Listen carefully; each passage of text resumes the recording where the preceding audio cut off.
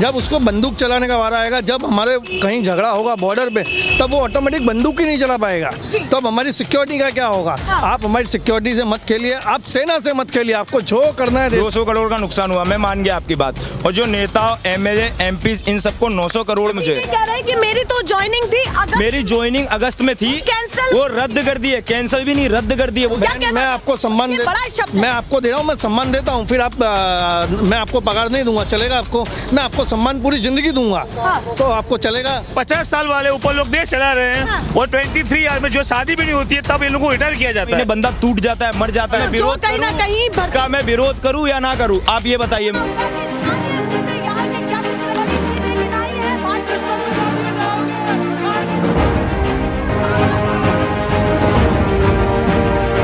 National pillar, देश की आवाज। आप क्या करते हैं भैया? आप यहाँ पर मैं तो जॉब करता हूँ। आप जॉब करते हैं। ये अग्निपथ स्कीम को लेकर के जो लगातार चीजें चल रही है उसको किस तरीके से? मैं तो एक ही बात बोलना चाहूंगा इधर कि 50 साल वाले ऊपर लोग देश चला रहे हैं और 23 ईयर में जो शादी भी नहीं होती है तब इन लोगों को रिटायर किया जाता है। ये बहुत बड़ी गलत बात है। अग्निपथ स्कीम को लेकर के मैं बात करूँ तो 4 साल का विरोध क्यों? हो ही जाएगा ना, क्यों नहीं हो जाएगा? 17 साल में थोड़ी बहुत में भर्ती होने की होता है। मतलब आप कह रहे हैं जो मिनिमम एज दी गई है ये बिल्कुल मिनिमम एज 18 से 25 की होती है, वो 23 साल में रिटायर कर रहे हैं लोग, तो लेने का क्या? सरकार से कहना क्या चाहते हैं कि फौज को लेकर के होना क्या चाहिए? आप तो देखिए वो लोग हैं, आम जनता है जो इससे ताल्लुक भी नहीं रखते। ये युवा मेहनत कर रहे हैं, भर्ती की तैयारी कर रहे हैं, पर आप उनसे ताल्लुक नहीं रखते। आप बताइए आपके मन में क्या चल रहा है कि स्कीम को लेकर के कि हम ये सोच रहे हैं ये स्कीम बेकार है, इसको बंद कर देनी चाहिए। जो है पहले वैसे चलना चाहिए, जैसे पहले चल रहा था तो ही देशभक्ति रहेगी, वरना नहीं रहेगी। क्या रहेगी? देशभक्ति नहीं रह पाएगी। कहाँ से रह जाएगा? क्यों ऐसा लगता है आपको? फिर लोग पैसे कमाने जाएंगे ना। 4 साल नौकरी की 22 लाख मिल गए, उसको नौकरी समझेंगे। हाँ, जो भी समझेंगे ना कि अपने वो समझते नहीं। कभी जॉब जाते हैं, बोले 5 साल का एस्टिमेट करार कर दो, 5 साल में इतना पेमेंट मिल जाएगा। अग्निपथ योजना को लेकर के मुद्दा पूरे देश में गर्म है और करोड़ों की संपत्ति का नुकसान भी हो चुका है। क्या कुछ कहना चाहते हैं? मैं कहना चाहूँगा कि अग्निपथ जो गवर्नमेंट लाई है, आप सोचिए जो 25% लोगों को भर्ती करना चाहती है गवर्नमेंट, जो 25% कौन होंगे, कौन डिसाइड करेगा? CEO।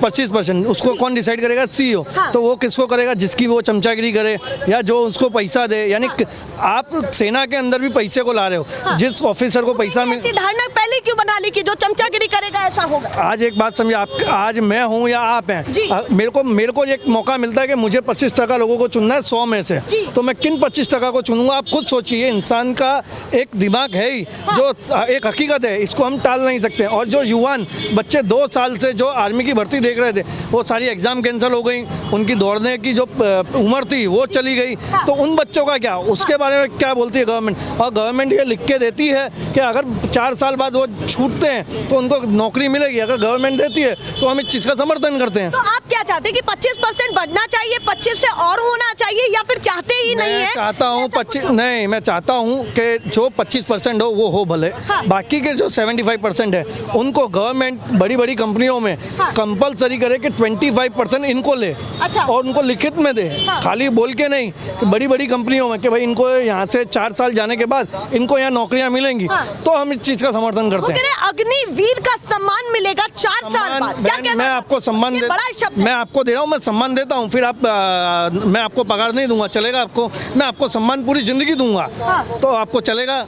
चलेगा कि नहीं? शब्दों से कुछ नहीं होने वाला। शब्द खाली बोलने के लिए होते हैं। पेट में भूख लगती है तब रोटी ही काम आती है और कोई काम नहीं आता है। मोदी जी से क्या कहना चाहते हैं? गुजरात में आप खड़े हैं, गुजरात के लोग, गुजराती लोग, उन सभी युवाओं के लिए क्या मैसेज देना चाहते हैं? मैं ये कहना चाहूँगा कि अगर आप देश हित चाहते हैं तो सेना के अंदर कोई छेड़छाड़ ना करें। हम आपसे हाथ जोड़ के प्रार्थना करते हैं, हम आपके आभारी रहेंगे कि आप सेना में कोई छेड़छाड़ ना करें। मतलब आप कह रहे हैं इस सेक्टर में कुछ नहीं होना चाहिए, नहीं होना चाहिए, आर्मी सेक्टर में नहीं होनी चाहिए। नवीनीकरण को लेकर के भी उन्होंने कहा है कि मॉडर्न होगा जब कुछ, तभी तो कुछ होगा। और नवीनीकरण कहीं ना कहीं सेना में बहुत ज्यादा जरूरी है। हुआ तो विरोध एक बात बताइए आप मुझे, जब सेना में एक जैसे हमारे यूथ हैं, हाँ। ये भर्ती देख रहे हैं, इसको 1 साल की ट्रेनिंग मिलेगी, हाँ। 1 साल उसकी छुट्टियों में जाएगा, यानी 2 साल की ट्रेनिंग। 2 साल की ट्रेनिंग में जब उसको बंदूक चलाने का वारा आएगा, जब हमारे कहीं झगड़ा होगा बॉर्डर पे, तब वो ऑटोमेटिक बंदूक ही नहीं चला पाएगा। तब हमारी सिक्योरिटी का क्या होगा? आप हमारी सिक्योरिटी से मत खेलिए, आप सेना से मत खेलिए। आपको जो करना है देश में आप करिए। आज तक आपको जो मन में आया है आपने किया है। इस बार आपने सेना को छुआ है। हाथ जोड़ के आपसे प्रार्थना है, हम गांधी जी के मार्ग में अभी आंदोलन कर रहे हैं। जरूरत पड़ी तो और खराब तरीके से करेंगे। कितने लोग डिटेन हुए हैं यहाँ पर? ये आज 100 लोग हुए हैं। 100 लोग यहाँ पर हम गुजरात लोगों ने में हुए इस मामले को लेकर। अहमदाबाद में हम अहमदाबाद के अंदर हम बहुत छोटा उपास पे बैठे थे, हमने कोई तोड़फोड़ नहीं की। हम गांधी जी के मार्ग पे कर रहे थे, आगे भी गांधी जी के मार्ग पे करेंगे। भी उठा दिया गया, तब भी हमको उठा दिया। परमिशन ली? परमिशन नहीं दी हमको, अच्छा परमिशन नहीं दी? नहीं दी। अच्छा फिर उसके बाद आप बैठे? हाँ। तो वो कहेंगे कि परमिशन आपको नहीं मिली तो आप देखिए बहन, हमको परमिशन मिले ना मिले, हाँ। आज हमारे देश की सुरक्षा का मुद्दा है। हाँ। मैं यहाँ का स्थानिक काउंसलर हूँ, जी। तो मेरा फर्ज बनता है जिन युवाओं ने मुझे जिताया है, हाँ। उन युवाओं के साथ खड़ा रहूँ। चलिए, उन्होंने इतनी बड़ी बात कही है कि परमिशन मिले ना मिले, पर देश की सुरक्षा और कहीं ना कहीं सेना का सवाल है। आपसे भी बातचीत करने की कोशिश करती हूँ। अभी ये जो विरोध किया गया है, हाँ। अभी इसमें ये बताई 4 साल की भर्ती है, हाँ। 4 साल बंदे ने देखी, हाँ। किया, रिटायर हुआ, हाँ। उसके बाद सिर्फ लिखित में लिखित में भी नहीं दे रहे हैं। हाँ। यूँ बोल रहे हैं कि आपको 10% अनामत मिलेगा, तो हमको 25-23 साल के हो जाएंगे, उसके बाद वापस भर्ती देखनी है आसाम राइफल में, CAPF में, वापस हमको भर्ती देखनी पड़ेगी, वापस हमको हमारा बेस्ट देना पड़ेगा, तब हम उसमें आएंगे। हमको 90% तो देना है, 10% से क्या फायदा? 10% तो ST ST OBC वालों को भी मिलता है। हम कौन है?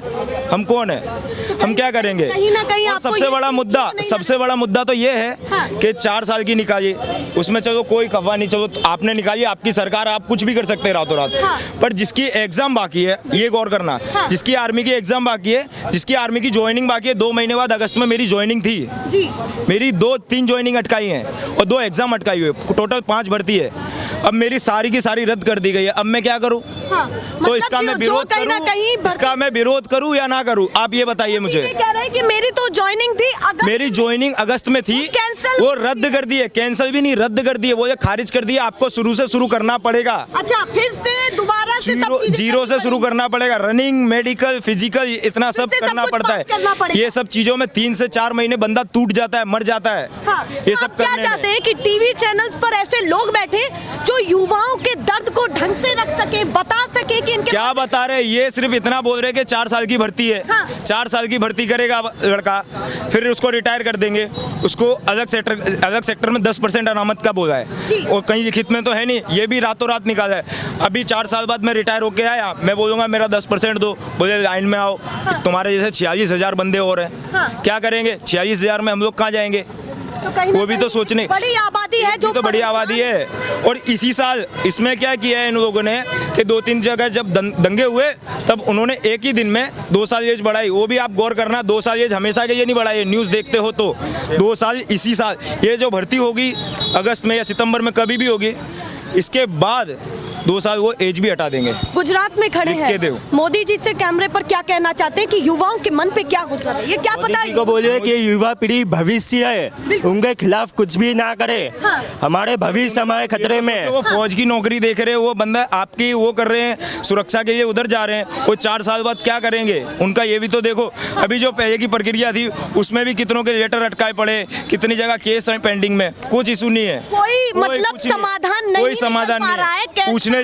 पूछने जाओ तो बोल देते हैं हमें नहीं पता, ऊपर से ऑर्डर आएगा। तब ऊपर से क्या ऑर्डर आया? 4 साल बाद भर्ती है। आगे अगर यही चलता रहा तो कौन सा बंदा फौज में जाएगा? 4 साल के लिए कोई भी लड़का, किसी का भी बाप अपने लड़के को मरने भेजेगा? चलो देश सेवा अलग बात होती है, देश सेवा मैं करूँगा, मैं 4 साल भी करूँगा, उसके बाद क्या करूँगा? मैं रोड पे बैठूंगा क्या? में कोई भी बंदा है ना देश सेवा नहीं सोचेगा। 4 साल में कोई भी बंदा देश सेवा नहीं सोचेगा। वो ये सोचेगा मेरी आगे फैमिली है, 4 साल बाद मैं क्या करूंगा, मैं तो रोजगार हो कहीं जाऊंगा। ना कहीं आपको लगता है कि स्वार्थ आ जाएगा अंदर? स्वार्थ ही आ जाएगा ना, सब बंदों के अंदर स्वार्थ आ जाएगा। वो ये कह रहे हैं कि जोश जो है, जोश की भी तो कमी हाँ, तो होती है जोश ना। देखिए 17 से 21 साल में युवाओं में इतना जोश होता है कि देश के लिए कुछ कर हाँ, गुजरने देखो, फैमिली का आप क्या? ये बताइए। फैमिली का क्या? फिर 4 साल के बाद हमको बेरोजगार कर दिया जाएगा, उसका क्या? फिर अब ये देश गुलाम बनने जा रहा है और कुछ नहीं। आप ये बताइए कि अभी 21, अभी मैं 20 का हूँ, अभी मैं भर्ती देखूंगा 25 पे रिटायर होऊंगा।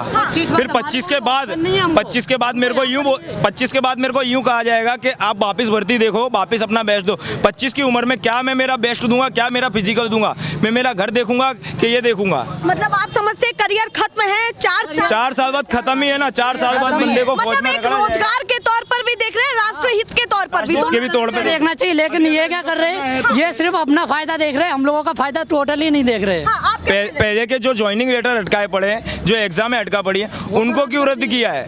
उनका क्या मतलब रहा है?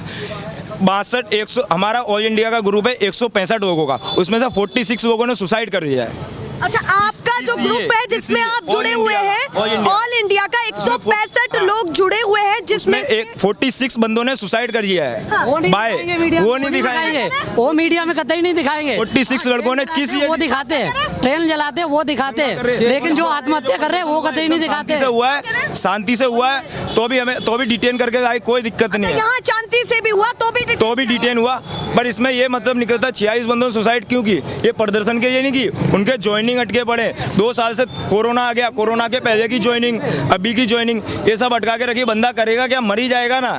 उसके पास क्या ऑप्शन बचता है? जी, मैं अगर सीधे बात करूं, मैं सीधे बात करूं, 200 करोड़ से ज्यादा संपत्ति का नुकसान हो चुका है। ये हमारे और आपकी संपत्ति ही है। बात बराबर है, ये नुकसान आपने बताया ये चीज गलत है, हम ये मानते हैं। हम किसी के गवर्नमेंट को नुकसान नहीं पहुंचाना, हम सिर्फ गवर्नमेंट को ये कहना चाहते हैं कि टीओडी वापस लो, हमारी रेलवे रिक्वायरमेंट वापस दो। आज कुछ भी होता है, आपने बोला 200 करोड़ का नुकसान हुआ, 200 करोड़ का नुकसान हुआ, मैं मान गया आपकी बात। और जो नेता, एमएलए, एमपी, इन सबको 900 करोड़ का वो मिलता है रिटायरमेंट के बाद, वो कहाँ जा रहा है? वो क्यों दिया जाता है? वो कौन सी देश सेवा करते हैं? उनको 5 साल या 2 साल खर्च हो रहे, लगभग नहीं, उससे ज्यादा। ये तो पेपर में है, 900 करोड़। उसके बाद का क्या?